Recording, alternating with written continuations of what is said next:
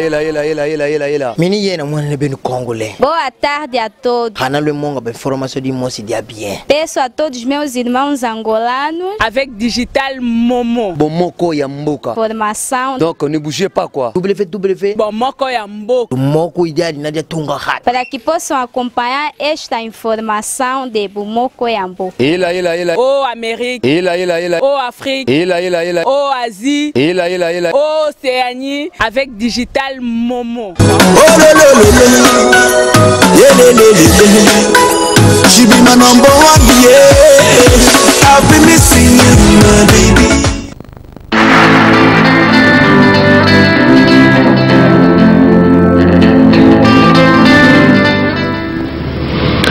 Mes chers compatriotes, le président François Mitterrand est mort ce matin. Le 8 janvier 1996, l'ancien président français François Mitterrand décède après plusieurs années de maladie. Sa mort est annoncée en direct à la télévision par le président en exercice Jacques Chirac. C'est dire l'importance de l'illustre disparu, lui aussi féru du mouniéré, la fameuse casquette plate anglaise. Résistant contre l'occupation allemande, 11 fois ministre, chef de l'opposition pendant 23 ans, il est élu en 1981 président de la République française et réélu en 1988. Il a donc dirigé la France pendant 14 ans, détenant ainsi le record des années passées à la présidence de la République. Pourtant, sa famille n'a développé aucune exigence quant à ses obsèques, ni sur les lieux de son enterrement. Après un hommage solennel, populaire lors de la messe organisée dans la cathédrale Notre-Dame de Paris, elle est allée l'enterrer dans un cadre strictement privé dans sa petite ville natale de Jarnac. Depuis lors, François Mitterrand repose dans cette modeste tombe dans le caveau familial, près des autres membres de sa famille décédés avant lui. Le 5 décembre 2013, Nelson Mandela meurt des suites des complications respiratoires.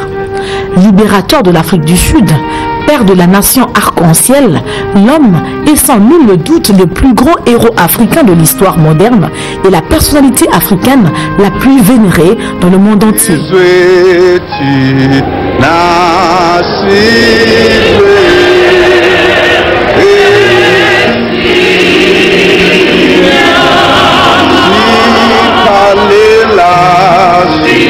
Ses obsèques seront honorées par le dirigeant de la planète entière. Mais ici aussi, sa famille a souhaité l'enterrer dans un cadre privé, dans son village d'enfance de Kounou, où il repose dans ce modeste carré familial. À aucun moment, sa famille n'a fait aucune exigence pour la construction d'un mausolée ou d'un mémorial. Encore moins, aucun de ses enfants n'a exigé d'être nommé à quelque poste que ce soit avant les funérailles de son père. La RDC offre ainsi au monde une première dans l'histoire de l'humanité, avec une famille qui exige non seulement les conditions de sépulture de son défunt, mais aussi réclame des postes politiques avant les funérailles. La famille considère que les obsèques au pays d'Étienne Tshisekedi Lumumba devrait être consécutive à la mise en œuvre effective de l'accord du 31 décembre. Violant les traditions millénaires de l'Afrique, quant au respect dû aux morts, Félix Tshisekedi prend en otage la dépouille mortelle de son père et l'utilise pour faire un chantage pour le poste de Premier ministre qu'il convoite depuis fort longtemps. De quoi donner raison aux observateurs qui soutiennent que la famille Tshisekedi a refusé d'évacuer le leader de l'UDPS depuis début décembre 2016 aux seules fins d'utiliser son aura et son poids politique pour gagner des postes aux négociations directes organisées par la Cinco. En témoigne cette photo prise lors d'une rencontre entre le leader Maximo avec les évêques catholiques sur laquelle on voit que Yachichi, comme on l'appelait affectueusement, était bien malade, fatigué et épuisé. Au demeurant, les obsèques d'une personnalité de la trempe de Etienne Tshisekedi devront être le moment d'apaisement et de réconciliation afin d'honorer sa mémoire et son combat Curieusement, elles sont devenues le lieu d'invectives, des violences et d'étalage des haines personnelles. En demandant peut-être une discrétion, une présence discrète du gouvernement, voire du Premier ministre Badi Banga, qui est la principale personne mise en cause dans cette histoire, lui demander peut-être de s'effacer. Sami Badi Banga, l'homme qui, par ses relations, a négocié et obtenu le financement qui a permis à l'UDPS de payer pour la première fois de son existence un siège bien à elle, à Limité, est aujourd'hui invectivé avec une rare violence. C'est toujours lui qui a organisé la diplomatie et la communication d'Etienne Tshisekedi et qui, par ce relais, a financé toute la campagne du leader Maximo en 2011. Mais Félix Tshisekedi, qui attaque aujourd'hui Sami Badi Banga, est le même qui saluait son combat d'opposant à l'issue d'un passage très remarqué au Parlement européen en 2014. Je constate que M. Badi Banga a parlé exactement comme un membre de l'UDPS pouvait le faire, donc je ne peux que partager les dires qu'il a tenus. Mais pour moi, je constate que jusque-là, il n'y a pas encore eu d'exclusion de ces amis-là du parti. Sur place, au siège de l'UDPS, des hordes de jeunes fanatisés ont même tabassé l'ancien secrétaire général de l'UDPS, Alexis Moutanda, un homme de près de 80 ans et qui a offert une de ses maisons pour servir de siège de l'UDPS pendant plus de 10 ans. Que lui reproche-t-on? Simplement de percevoir son salaire de député national à l'Assemblée nationale, contrairement au mot d'ordre de Etienne Tshisekedi. Pourtant, la jeune sœur propre de Etienne Tshisekedi, Madame Eugénie Chikawa Mulumba, élue de Kabiaka Mwanga, perçoit elle aussi son salaire de député national jusqu'à ce jour. Mais personne n'osera jamais lui en faire le moindre reproche. Même Félix Tshisekedi percevait aussi son salaire de député jusqu'à son invalidation. Il avait d'abord commencé par nier en 2012. C'est faux. Depuis que Naya en décembre, je ne suis plus rentré au Congo. Donc même la fameuse proclamation de la députée et Bindinga n'a même plus là. Donc je ne suis plus rentré, ce qui fait déjà que nous avons siégé même. Ça c'est faux. Par quel moyen nous avons. Donc c'est à eux de démontrer comment est-ce que je peux faire en étant ici en Europe. Je ne sais pas comment. C'est pour ça que Bango, nous avons accusé, pas prouvé. Et c'est là que je dis, pourquoi les faire la distraction, ne vous laissez pas distraire par ça. Par la suite, confondu par les preuves fournies par un autre député, il avait finalement reconnu. Je suis en très bonne entente avec mon président de pair, comme je dis toujours, dans la décision du président d'annuler. Il ne nous renie pas le droit d'être des députés élus. Ça, c'est ma victoire. Je ne l'ai pas volé, je l'ai mérité. Je remercie le peuple de Moujmaï de m'avoir donné cet honneur. Cet argent étant le leur, je le touche parce que j'ai le droit de le prendre. Et je vais le prendre maintenant pour les aider. Ce sera sûrement pas fameux comme montant, mais au moins ça pourra soulager quelques misères. 2 poids, 2 mesures donc. Mais pourquoi donc cette agitation autour de la dépouille mortelle de Etienne Tshisekedi? Tout simplement parce que ceux qui comptaient bien obtenir des postes sur son dos se rendent bien compte qu'avec sa disparition, l'accord de la Saint-Sylvestre a du plomb dans l'aile. Malgré les propos politiquement intéressés de l'abbé Cholet, il est clair que l'objectif de cet accord était clairement d'offrir un poste personnel à Etienne Tshisekedi et de satisfaire les caprices du rassemblement.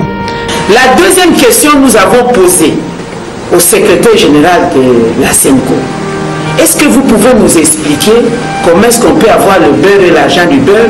Comment est-ce qu'un caissier peut être en même temps commissaire au compte? Comment est-ce qu'on peut être à la fois à la gestion et jouer le rôle du contrôleur? Il nous a répondu clairement sans embâche que dans cet accord, nous avions à résoudre le problème de savoir où est-ce que nous devons caser le rassemblement. Nous leur avons donné, il y a eu d'accord avec la majorité pour avoir du gouvernement. Et nous devions aussi résoudre un problème particulier lié à l'implication du président Tshisekedi. Pour l'impliquer, c'est pourquoi nous lui avons trouvé la possibilité d'être dans les comités de suivi. Alors nous avons reposé la question pour dire, vous ne pensez pas qu'il va être jugé parti parce qu'il est au rassemblement, il est l'autorité morale du comité des sages du rassemblement, il va être dans la gestion quotidienne. Est-ce qu'il peut s'auto-contrôler? Il dit, nous ne savons pas répondre à cette question parce qu'on ne peut pas résoudre deux problèmes à la fois.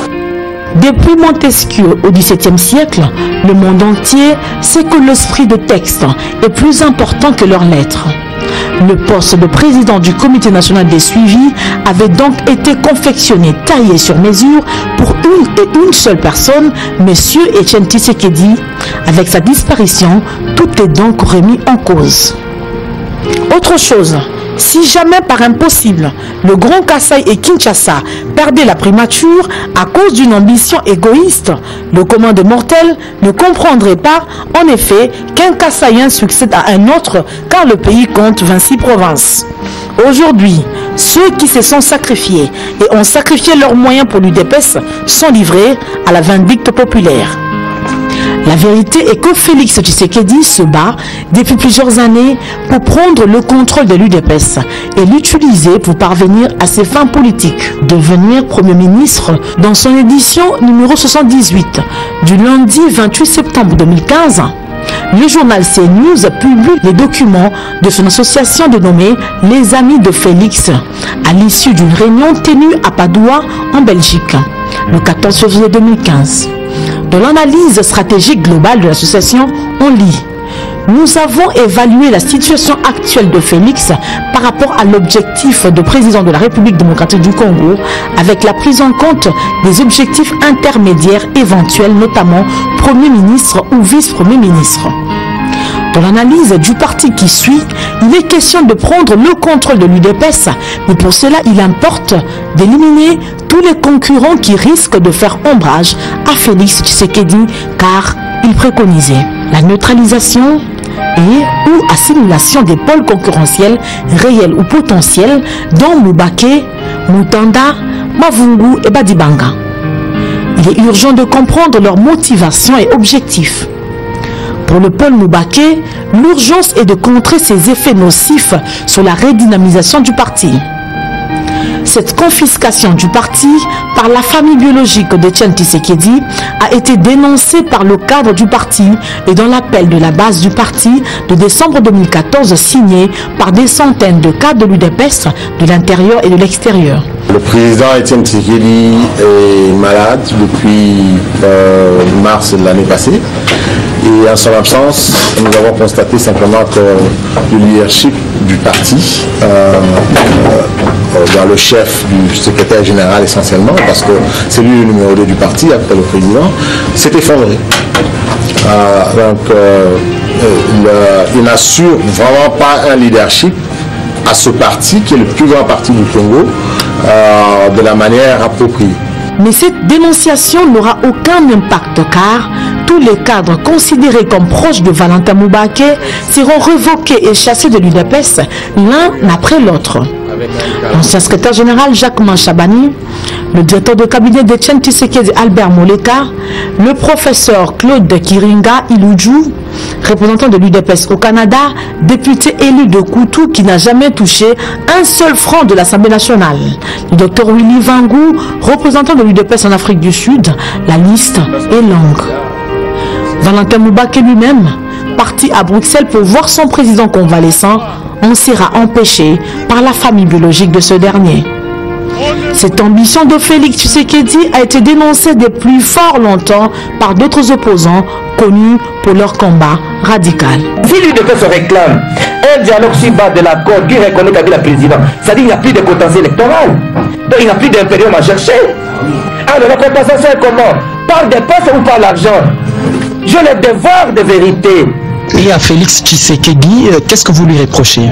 Je dis qu'au jour d'aujourd'hui, le dialogue est bloqué à cause de qui? À cause de lui. Il a torpillé, il a négocié le poste de Premier ministre sur les dos de l'UDPS à la mouvance. Ayant fait le vide à l'UDPS, Félix Tshisekedi peut à présent chercher le poste de ses rêves, tout en usant des duperies envers le peuple. Ainsi, en septembre 2016, Christophe Lutundula et le docteur Boissa signent un document au nom du rassemblement dans lequel ils exigent la primature. Félix Tshisekedi dément par un tweet dans lequel il dit « Je tiens à préciser que le rassemblement n'a jamais fait une offre de partage de pouvoir avec la Kabylie. » Coup de colère de Lutundula qui réagit. Le conseil de sages du rassemblement ne s'est jamais réuni pour désapprouver les propositions contenues dans les documents ni nos signatures. Et même lorsqu'ils arrivent aux négociations, les dirigeants du rassemblement usent des tromperies. On n'est pas là pour se partager des postes, donc on n'est pas là pour se partager des postes, on est là réellement pour gagner un espace de démocratie qui est fixé dans la Constitution. Tout le monde sait où ils en sont aujourd'hui. Les anciens chantres des élections ne parlent plus d'échéances électorales, mais se disputent allègrement le partage des postes ministériels. Or, avec le décès de Etienne Tshisekedi, le rassemblement perd toute sa légitimité politique. On enregistre des sons de cloches divergents, y compris pour le poste de Premier ministre, avec la candidature de Raphaël Katebe, frère aîné de Moïse Katumbi, le vrai patron du rassemblement. Bientôt à l'UDPS, la parole va se libérer et ils sont nombreux qui s'apprêtent à contester le leadership de Félix Tshisekedi. D'où celui-ci veut jouer la course contre la montre, dans l'espoir que le poste de Premier ministre lui permettra de s'imposer automatiquement sur ses rivaux, quitte à exercer un chantage avec la dépouille mortelle de son père. Or, c'est vraiment mal connaître le président Joseph Kabila qui ne marche jamais sous de telles menaces et qui reste droit dans ses bottes devant les chantages de toutes sortes. Bien plus, tous les dirigeants de l'UDPS sont illégitimes et n'ont nul droit pour engager ce parti. D'abord, à la suite du premier congrès de 2010, il était prévu l'organisation d'un congrès extraordinaire en 2013 et un congrès ordinaire en 2015. Aucun des deux n'a jamais eu lieu. Conséquence, ceux qui prétendent dénoncer le glissement ne respectent même pas les statuts de leur propre parti et ont glissé depuis plus de 4 ans. Et avec le décès du président du parti, les statuts prévoient un délai de 30 jours pour convoquer un congrès afin de pourvoir à son remplacement. Or, Etienne Tshisekedi est décédé depuis 3 mois. Donc, plus personne n'a la légitimité pour diriger l'UDPS à ce jour, ni pour déléguer qui que ce soit au niveau du rassemblement. Malgré les injonctions de certaines puissances extérieures, parfois intéressées, mais pas toujours très au fait des réalités africaines, l'accord de la Cinco a bel et bien vécu. Voici ce que disait cette journaliste belge, spécialiste de l'Afrique centrale sur un autre pays, mais sa conclusion peut également s'appliquer à la situation congolaise. À la veille du génocide, là, il y a tout de même une certaine inquiétude, mais jusque la fin de l'année, novembre, décembre, il y avait une espèce d'optimisme tout à fait factice. Et je me rappelle très bien quand, en décembre, les ambassades étaient très optimistes en disant le bataillon de FPR est arrivé, l'ONU se déploie, tout va pour le mieux, alors que les Rwandais, les officiels rwandais, comme le Premier ministre ou des gens de l'opposition, étaient extrêmement inquiets. C'était un optimisme volontariste parce qu'ils avaient patronné les accords d'Arusha, et je me rappelle de cette remarque de l'ambassadeur de Belgique qui disait ça passe ou ça casse. Ça passe parce que nous allons exercer une pression maximum, les bailleurs de fonds vont couper tous les crédits, on va exercer des pressions sur le régime et ils seront obligés d'accepter.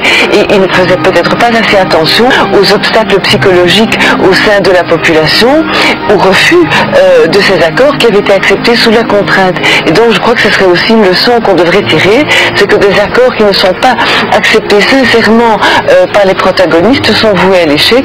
Cette situation n'est pas propre au Rwanda. Ce qu'il faut à présent pour la RDC, c'est l'organisation des élections et non le partage du pouvoir. C'est fini pour ce soir. Au prochain numéro, nous aborderons la vérité sur les statuts de l'UDPS et la question relative à la succession de son président national.